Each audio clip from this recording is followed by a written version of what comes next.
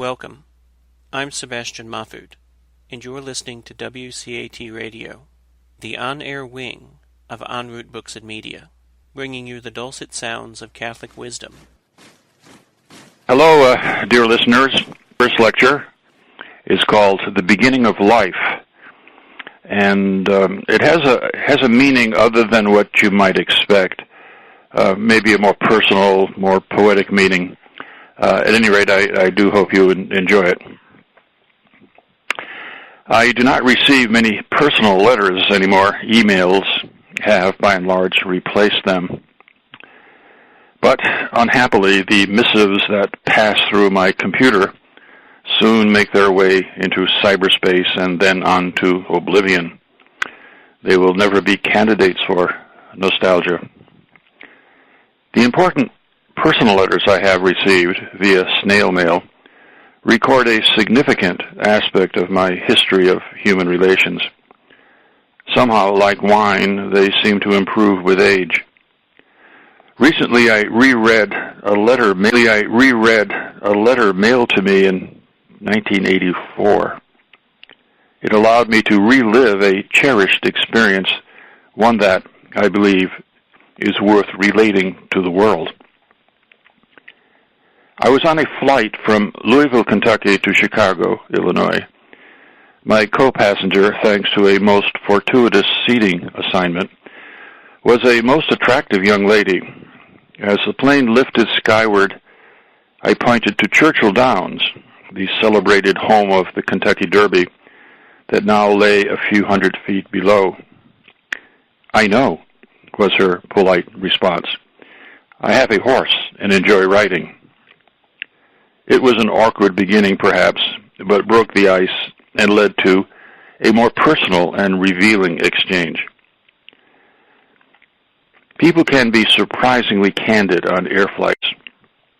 My new acquaintance revealed that when she was 17 and pregnant out of wedlock, medical personnel and several of her adult friends advised abortion. They intimated that being saddled with a child would be the end of her life. She told me about a poem she wrote that represented how she worked through her difficult decision in favor of life. Her advisors, she concluded, were misleading her. The choice she had to make was not about the end of life, but a beginning. Neither of us wanted to terminate our relationship with the termination of our flight. We exchanged letters. I had asked her if she could send me her poem. She complied. Although she felt that her literary effort was not professional by any means, I judged it differently. Coming from the province of the heart, it made her, in my view, a poet laureate. I recited it subsequently at a pro-life banquet talk in her neighboring state of Tennessee. And here is her poem. My life I did review. At that point, changes were needed, I knew. There's so much out there for us to see and so much of me that needs to be. I know it must be done on my own. Sometimes, though, I'm frightened of being alone. This is going to be my big task, but of life, this I have to ask. They all say it's not a beginning, but it's an end. But I see it a different way, my friend. I'll do it so I'll never again have to run. At least I've started. We've begun. It has been said that poetry is a beautiful way of remembering what it would impoverish us to forget. I will not forget a certain teenager's courage and faith to give birth to a child in the face of fierce opposition. She regards her daughter as, quote, truly my gift from God who has taught me love, unselfish giving, trust, hope, and most of all, my child has saved my soul for life with God forever, end quote. While so many people these days regard a child as a burden, my friend saw her daughter as not only a blessing, but a godsend. who was even instrumental in saving her soul. She chose a twin beginning by affirming the start of her child's life and the dawn of her own motherhood. This is the very meaning of conception. At the Annunciation, Mary accepted both the beginning of Christ's life as a human being and the beginning of her own maternity. The years have flown by, we lost touch. I sometimes wonder how she and her daughter have faced the problems of life. She closed her letter promising to keep me and my family in her prayers and signed it, Coast Passenger from Louisville to Chicago. I like to think that we were also co-passengers from earth to heaven. I sent her a copy of a book I wrote entitled The Shape of Love. She reported having enjoyed it and being, quote, refreshed by reading how we all truly need to love and be loved. I think that God was also a co-passenger on that flight. God sends thousands of people into our lives. As well, we are sent into the lives of countless others. They and we can be momentary ambassadors of His love. And although we may not know the ultimate outcomes of our providential meetings, we can leave the accounting to God and await the happy results which will be revealed in the next life. And so we have an interesting notion of the beginning of life. The abortion would have been obviously an end of life, and my friend thought it would be, in a sense, ruinous of her soul. So this is a happy, fortuitous, providential, personal kind of story, true to life, of course, about the beginning of life. My second, corresponding to Module 2, which is Love, Truth, and Freedom, I call Gender in 50 Different Flavors. It has been long thought that there are just two sexes. After all, Genesis proclaimed that God created them male and female. All cultures throughout history have seen fit to distinguish the sexes in this manner. There are separate restrooms and separate Olympic events for men and women. Men and women are distinctive in their attire, their voices, and in their biology. When a baby comes into the world, the first question is whether it is a boy or a girl. Tax forms require a check in the boxes marked M or F. The sex of a person, male or female, is the first thing you notice in another and the last thing you are likely to forget. How important is the binary division? Of the sexes today? According to sociologist Margaret Mead, if any human society, large or small, simple or complex, based on the most rudimentary hunting or fishing, or on the whole elaborate interchange of manufactured products, is to survive, it must have a pattern of social life that comes to terms with the differences between the sexes, between male and female. Well, as a result of a revolution of staggering proportions, all this has changed. Facebook, the social media giant that serves approximately 1.15 billion monthly, 1.15 billion users per month throughout the world, is adding 50 different terms by which people can identify their sexuality.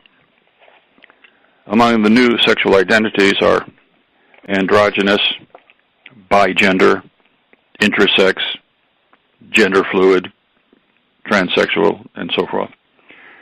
However, this may be too limiting a number for those who see gender as a spectrum that may contain an infinite number of sexual identities. How has this come about? And is it something that we must all come to accept?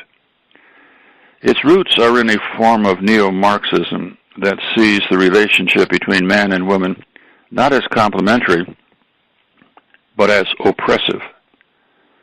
Just as, according to Marx, the capitalist class oppresses the working class, men oppress women. In the works of Friedrich Engels, the first class antagonism history coincides with the antagonism between men and women in monogamous marriage, and the first-class oppression with that of the female sex by the male. There are no individuals, just classes of people, and classes clash. The revolution that Marx and Engels initiated was liberation from oppression, so that each individual would gain the freedom to become himself or herself. The oppressed class was a stereotype.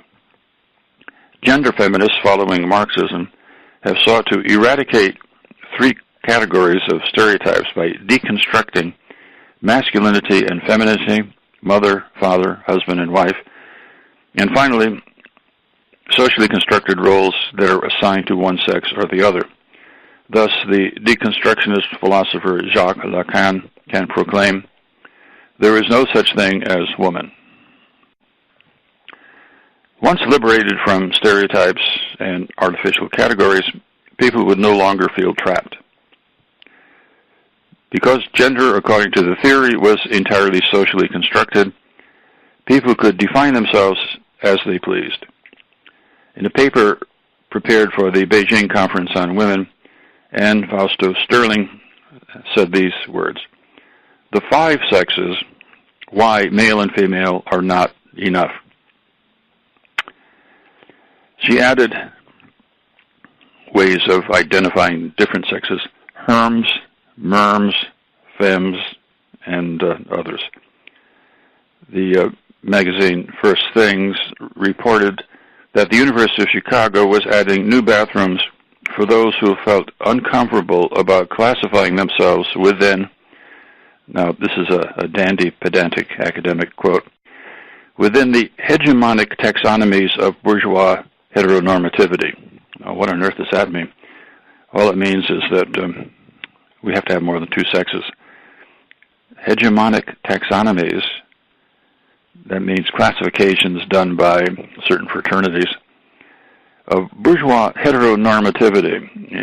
Bourgeois heteronormativity, we have to get rid of heteronormativity, that is to say male and female, that binary classification, and open things up so that anybody can have his own or her own particular sexuality. Jean-Paul Sartre, a Marxist in his own right, went as far as to say that there's no such thing as a human being. Il n'y a pas de nature humaine. There's no such thing as a human being, because if we're a human being, we're trapped in a stereotype and we don't have freedom. So nobody wants to be trapped in a stereotype. We want to be liberated from that kind of oppression so that we can all truly be ourselves. Sartre did not want the person whom convention refers to as a human being to be imprisoned by a label. His philosophy called for absolute freedom. Simone de Beauvoir, the longtime colleague of Sartre, begins her epic-making book, The Second Sex, by declaring that the term female is derogatory because, as she says, it imprisons her in her sex. For Sartre and de Beauvoir, existence precedes essence. It was a very curious metaphysical statement. The medieval scholastics would argue that existence cannot exist alone. Only things exist. Essences exist. Something exists. That existence doesn't exist. You can't have bare existence. You must have something that does exist. But for Sartre and de Beauvoir and others, they think that we are really nothing.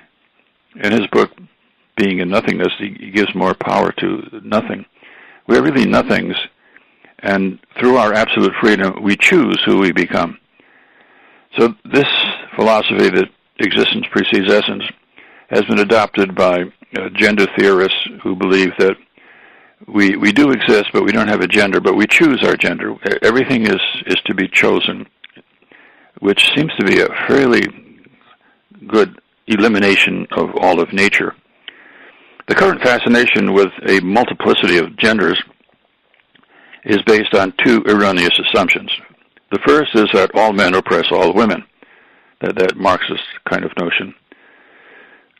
All the loving marriages throughout history, and they are numberless, attest to this fallacy. The second is that freedom reaches its zenith in the absence of any restricting nature. We have to get rid of nature so that we can be free. Well, this is an interesting error.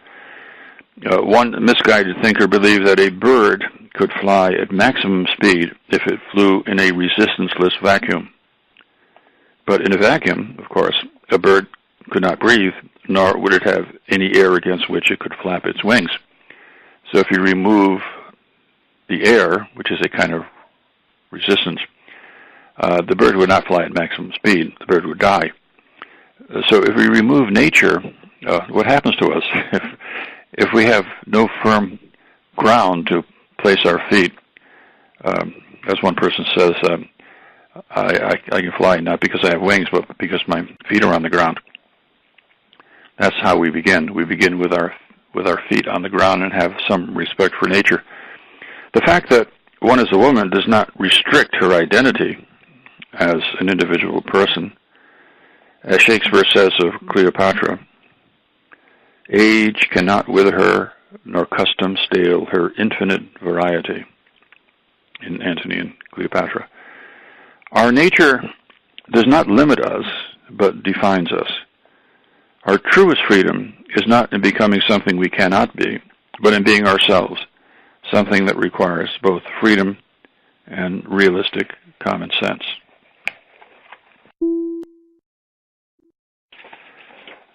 My brief presentation that corresponds to Module 3, which has to do with virtue, sexuality, and marriage, I called The Mystery of the Heart. In his book, Prayer, Hans Urs von Balthasar makes an arresting statement. He says, "Man is the being who bears in his heart a mystery greater than himself." This is pretty much the opposite of existence precedes essence.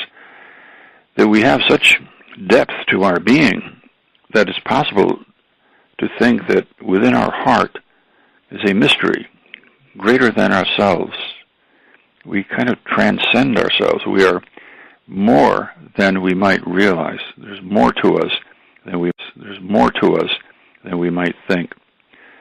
This statement of von Balthasar's is rich in implication, and of course it warrants further explication. At first it appears to be a contradiction. How can a liter carton of milk, for example, contain within itself more than a liter? How can anything, for that matter, be more than it is? The spiritual dimension, however, cannot be understood by a mathematical approach. The fact that the human heart can contain something greater than the person, although a mystery, is not a contradiction. Our individuality is most evident to us, as attested by our powerful instinct for self-preservation. We want to keep living. No one has to explain our individuality to us. It is the most immediately obvious aspect of our existence. But there is far more to us than our individuality. If we live as mere individuals, roaming in the midst of strangers, we radically shortchange ourselves. This is why narcissism, hedonism, and materialism fail to satisfy the whole person. Excessive preoccupation with individuality leads to the unrealistic notion that we can be autonomous, wholly independent on others, and self-sufficient. The heart symbolizes the moral and spiritual center of our lives. The book of Proverbs enjoins us to keep thy heart with all diligence, for out of it are the issues of life. The book of Proverbs 4:23. The Greeks had 3 words for life. Bios refers to individual biological life. We get the word biology from bios. Psyche refers to conscious life, the conscious life of the individual. We get the word psychology from psyche. But they had a 3rd word, which is very important, zoe. Of course, we get the word zoo from Zoe, but zoo has nothing to do with Zoe. Zoe refers to life that transcends mere individuality, whether biological or psychological. It refers to life that can be shared. So our life kind of spills over, and it's possible for us to share our life with other people. So we live on a different kind of dimension. This notion of Zoe was essential for Christianity since Christ's life is shared with others, and Christians are commanded to share their lives with their neighbors. Zoe means that there is in each human being the heart, if we need a name, which is greater than individuality and can be shared with others as well as with God. Zoe makes prayer not only a possibility, but a personally fulfilling venture. Jacques Maritain, the great 20th century Catholic philosopher, offers a penetrating insight into the dynamic of the Zoe life of the heart. He states that when we get in touch with this deeper dimension of our being, the mystery of the heart, in Balthasar's words, we find that we, quote, super-exist. At this moment, for Maritain, the self is transfigured, and we discover the basic generosity of existence. Then, as Maritain goes on to explain, we realize that love is not a passing pleasure or emotion, but the very meaning of our being alive. He writes this in his book, Existence and the Existent. The purpose of life, therefore, is to give. We find ourselves when we discover that the meaning of our lives is to give of ourselves. So we are beings. We're not mere existing things waiting for an essence. We are real. We have meaning. We have an essence. We have a humanity as well as an individuality. And when we get in touch with that deeper dimension of ourselves, we realize that the purpose of our life is to live on a transcendent plane, a life of love, a life of generosity, a life that is shared with others. We find a physical counterpart that attests to our nature as lovers and givers. For example, a woman's uterus and her breast milk are not there for her own individual benefit. I mean, she doesn't need the breast milk. They exist to receive and nourish the lives of others. In this regard, they represent something greater than herself and fit smoothly into the notion that the essential purpose of life is to give. And this is why it is better to give than receive. Von Balthasar's statement has direct reference to prayer, though it is equally applicable to the nature of the human being as capable of superexisting. Kind of good news that we are creatures who can superexist. We can transcend the boundaries of our individuality and share our lives through knowledge and love with others and involve ourselves in a prayer relationship with God. The heart is, to use a mechanical image, a kind of radio receiving set that, when it is turned on, is tuned to God. Prayer is a dialogue. We could not receive God's initial signal if we did not possess an inner ability that is designed to receive it. One cannot knock on the door if there is no door to receive the knock. But in addition to receiving God's word, our heart functions as a kind of transmitter, capable of answering it. Autonomous man is a myth. Man is meant to engage in prayer with God and to share the love in his heart with others. It is far better to strive for magnanimity than to be lured by the image of autonomy.